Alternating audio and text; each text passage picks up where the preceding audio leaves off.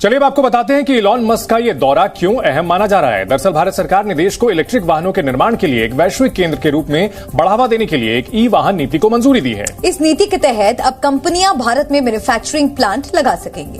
दरअसल पहले जो विदेशी कंपनियां हैं वे बाहर कार बना करके भारत में सप्लाई करना चाहती थी। टेस्ला भी उनमें से एक थी।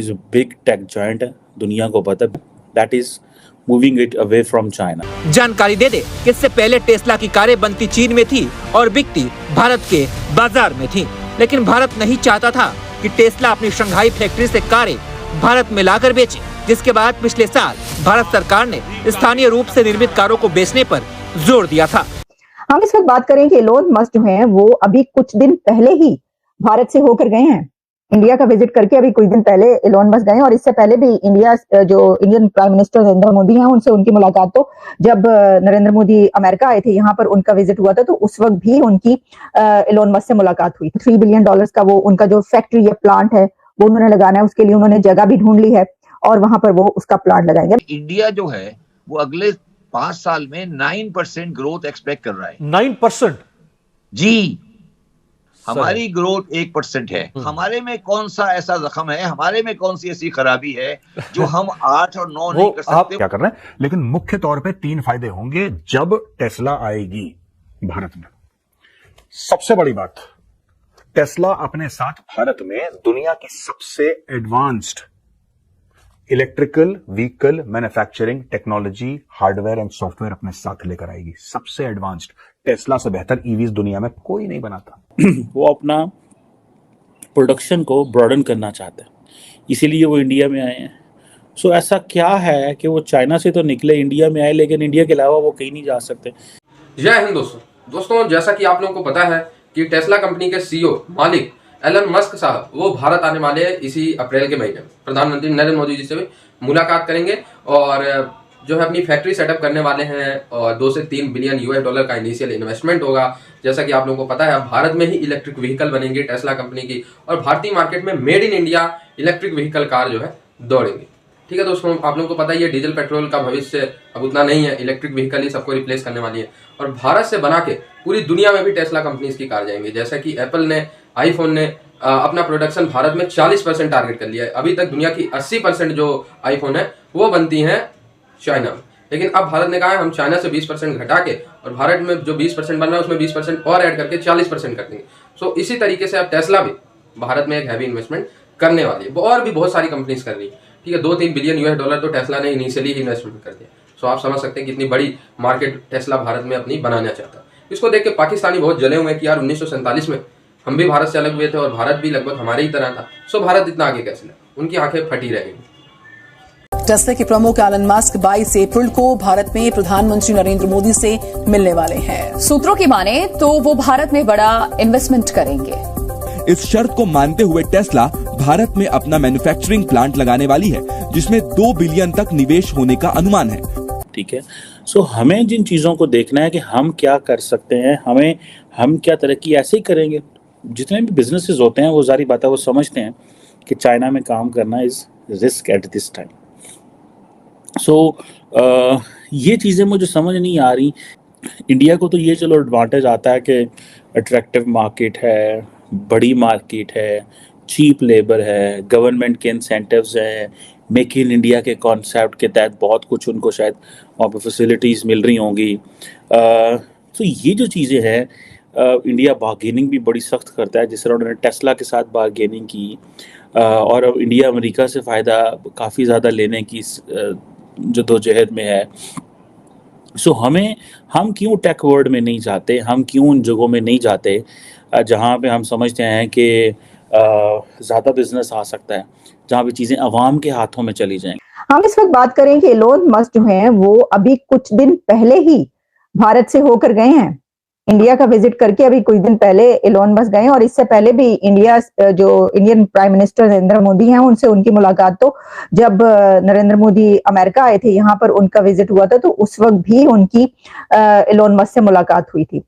अब ये जो मीटिंग है ये बहुत इंपॉर्टेंट इसलिए है क्योंकि इलोन मस्क एक बिग अनाउंसमेंट करेंगे इंडिया के अंदर, जिसमें वो बताएंगे कि वो कितने $बिलियंस की इन्वेस्टमेंट इंडिया में करने लगे हैं। वैसे तो सबको पता है कि ईवी जो टेस्ला है, जो कार्स हैं, वो अब इंडिया में आ रही हैं। और दिलचस्प बात यह कि मैंने आपको पहले भी प्रोग्राम में किया था जिसमें आपको बताया था कि एलोन मस्क को इतनी जल्दी है इंडिया में अपनी कार्स लाने की कि उन्होंने जो जर्मनी है वहां से ही इंडियंस के लिए जो है वो कार्स बनाई है वहां पर, और फिर वो जो है वो इंडिया पहुंचेंगी या पहुंच रही हैं। तो इससे पहले कि वो उन्होंने कहा कि चले एक्सपेरिमेंट अभी से स्टार्ट कर देते हैं। तो अब ये जो है ईवी प्लान, इसको अनवील वो करेंगे, इसको रिवील करेंगे। ईवी प्लान उनका क्या है, कितने बिलियंस ऑफ डॉलर्स वो इन्वेस्ट कर रहे हैं इंडिया के अंदर। और वैसे तो खैर इससे पहले हमने बताया वो $3 बिलियन का वो उनका जो फैक्ट्री या प्लांट है वो उन्होंने लगाना है। उसके लिए उन्होंने जगह भी ढूंढ ली है और वहां पर वो उसका प्लांट लगाएंगे। अब देखिए दुनिया भर के जो बिजनेसेस हैं वो इंडिया में जा रहे हैं और वहां पर अपने प्लांट लगा रहे हैं, अपनी फैक्ट्रीज लगा रहे हैं, दुनिया भर के बिजनेस हैं जी। और सिर्फ यही नहीं कि एलोन की फैक्ट्री वहां पर लगेगी या जो टेस्ला है उसका प्लांट वहां पर लगेगा, नहीं, बल्कि इसके साथ उन्होंने वहां पर इसकी टेक्नोलॉजी भी ट्रांसफर करनी है। क्योंकि जो भी कंट्री वहां पर जाता है इंडिया में अपना काम लेकर, तो उसके लिए जो है वो किया जाता है कि टेक्नोलॉजी दो, तो फिर ठीक है, तो फिर वो टेक्नोलॉजी भी ट्रांसफर करते हैं। तो कोई कह रहा है जालिमो मोदी आ रहा है। क्या आपको नहीं लगता कि जब IITs पे या यूनिवर्सिटीज पे फोकस कर रहे थे उस टाइम हमारा फोकस कहीं ना कहीं जिहाद की तरफ था, अफगानिस्तान की तरफ था, या हम वार इन टेरर में घुसते जा? देखिए जी, ये लगता नहीं, ये फैक्ट है और ये अब पूरी दुनिया मानती है कि हमारी प्रायोरिटीज जो थी वो बहुत मुख्तलिफ थी। ये बात होगी, मैं एक्चुअली इनकी बात को जरा कैरी करूंगा कि मैं पाकिस्तान इंडिया का कंपैरिजन ना लोग हिस्ट्री में भी करते हैं, आज भी कर रहे हैं, आगे भी करते रहे। उसके लिए मैं पाकिस्तान की फॉरेन पॉलिसी को हमेशा अप्रिशिएट करता हूँ। जो चाइना के साथ इन्होंने अच्छे ताल्लुकात रखे, वो सिर्फ चाइना के साथ, और वो भी इंपोर्ट कर रहे हैं, एक्सपोर्ट मैं यही कह रहा हूँ। इसके ऊपर मैं थोड़ा सा अपना वो ठीक है, मैं आपकी बात मानता हूँ कि वो सारे मसाइल हैं, लेकिन कम से कम हमने उसके साथ एक एनिमोसिटी नहीं रखी जो हम हर एक के साथ रखने का शौक पैदा करते हैं अपने अंदर। वो एक चीज तो ठीक है। दूसरा है इंडिया, तीसरा है ईरान। ईरान इज योर, आपने मुस्लिम भी खेलना है तो आप उसका मुस्लिम। अफगानिस्तान की बात कर ले, अफगानिस्तान से कोयला नहीं हम ले सकते। देखें ये चीजें हैं, इन लोगों को पता है, मुझे थोड़ा सा पता, इन्हें ज्यादा पता होगा, लेकिन ये आम पब्लिक को नहीं पता। आम पब्लिक को भाई ये कह दिया जाता है उसने कश्मीर पे ये किया, लो जी अब हम उससे ट्रेड, और भाई उसका क्या नुकसान हुआ? इंडिया का कोई नुकसान हुआ है? हमने ट्रेड बंद किया? नहीं, इंडिया का कोई नुकसान नहीं हुआ, जितना नुकसान हुआ है वो हमारा ही हुआ है। आप महंगाई इधर हुई, आलू की कीमत इधर बढ़ी, प्याज की कीमत इधर बढ़ी, वहाँ पे रेट कम हुए हैं, लेकिन ये चीजें आम पब्लिक को कौन बताएगा? ये मेरी जिम्मेदारी है, ये यूथ की जिम्मेदारी है। ये मेरे साथ भाई लास्ट में वाइंड अप करते हैं, भाई गिलगित बल्तिस्तान से मौजूद है, मेरा बड़ा दिल है इनसे भी बात करूं अगर ये बात करना चाहे। अस्सलाम वालेकुम। वालेकुम अस्सलाम। आपका नाम? मोहम्मद रजा है जी मेरा नाम। आप गिलगित के कौन से एरिया से? जो मैं गिलगित सिटी से ही हूँ। गिलगित सिटी से। अच्छा, ये जहाँ पे जो अभी हमने डिस्कशन की, आप भी जाहिर बात है पाकिस्तानी है, आप इस डिस्कशन के अंदर पार्टिसिपेट करने का आपको पूरा हक है। गिलगित 1947 से लेकर अब तक क्या देखता आ रहा है कि पाकिस्तान अपनी मर्जी से जो करता है वहाँ पे डिसीजन होता है, वहाँ पे जो यहाँ पे पार्टी है वहाँ पे जाती है, इलेक्शन करवाती है और हुकूमत में आती है। क्या आपकी जो ओपिनियन है, आपकी जो मर्जी है, आपको लगता है उसके मुताबिक गिलगित में काम हो रहा है? जी, सबसे पहले तो हम ये देखेंगे कि गिलगित बल्तिस्तान जो है वो खुद आज़ाद हुआ था और हमने खुद अपनी मर्जी से पाकिस्तान के साथ इल्हाक किया था, ठीक है, और विदाउट एनी कंडीशन के, हमने कोई कंडीशंस नहीं रही थी, ठीक है।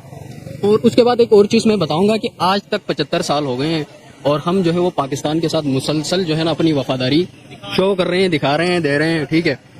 आज तक आप मुझे बताएं, गिलगित बल्तिस्तान में आज तक कोई सेसेशनिस्ट मूवमेंट नहीं है। बलूचिस्तान में मिलेगी आपको, KPK में मिलेगी, सिंध में आपको मिलेगी। मैंने सुना था कोई वो लैंड रिफॉर्म्स को लेके कुछ वहाँ पे बहुत प्रोटेस्ट हुए हैं मेरे। जी, प्रोटेस्ट होगा जब आप देखें, आप एक तरफ कह रहे हो कि गिलगित बल्तिस्तान एक डिस्प्यूटेड टेरिटरी है जिसकी वजह से आप उसको अपना प्रोविंस नहीं बना रहे हो, ठीक है, और दूसरी तरफ आप कह रहे हो कि ये खालसा सरकार है, गिलगित बल्तिस्तान की जमीनें जो है वो स्टेट की प्रॉपर्टी है।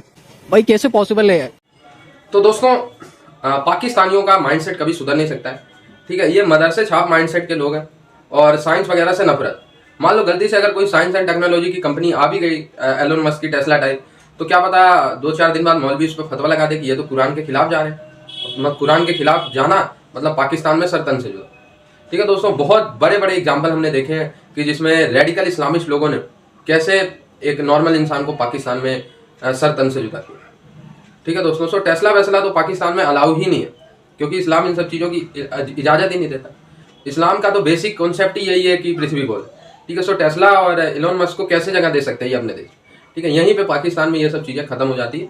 और रही बात भारत की, तो भाई भारत के विकास से ही अब सभी कंपनियां अपने विकास को लिंक कर रही, ठीक है। एप्पल का जो विकास है वो भी भारत में ही देख रहे हैं अपना, टेस्ला भी देख रही है और भी बड़ी बड़ी सऊदीज की, UAE की कंपनी। दुनिया की कौन सी ऐसी कंपनी नहीं है जो भारत में निवेश नहीं कर रही हो इसमें, पूरा यूरोप इस समय निवेश कर रहा है, पूरा यूएसए, ऑस्ट्रेलिया, चाइना से छोड़ छोड़ के कंपनीज भारत में निवेश कर रही है, ठीक है, क्योंकि सबको पता है कि फ्यूचर भारत, ठीक है। IMF की आप लोग प्रिडिक्शन देखिए, वर्ल्ड बैंक की प्रिडिक्शन देखिए, सब यही कहते हैं कि आने वाले 30 से 40 सालों में यूएसए को बीट करते हुए चाइना के करीब अगर किसी की इकोनॉमी पहुंच सकती है वो भारत की, क्योंकि भारत के युवा के अंदर पोटेंशियल है, ठीक है। ये वर्ल्ड बैंक की प्रेडिक्शन है, IMF की प्रेडिक्शन। अगर आप 2050 की रिपोर्ट देखते हैं तो उसमें भारत लगभग यूएसए के इकोनॉमी के बराबर है। और अगर आप 2070 की अर्थव्यवस्था का चार्ट देखते हैं, यूट्यूब पे आप लोग देखना, गूगल पे भी देख सकते हैं, उसमें यूएसए को क्रॉस करके चाइना के निकट भारत की अर्थव्यवस्था पहुंच चुकी है। सो पूरी दुनिया जानती है कि अगर किसी की रैपिड ग्रोथ होने वाली है किसी देश की, वन ऑफ द उनमें से भारत है। आई होप ये वीडियो आपको अच्छा लगा, जुड़े रहे ऐसी वीडियोस के लिए। तब तक के लिए धन्यवाद, जय।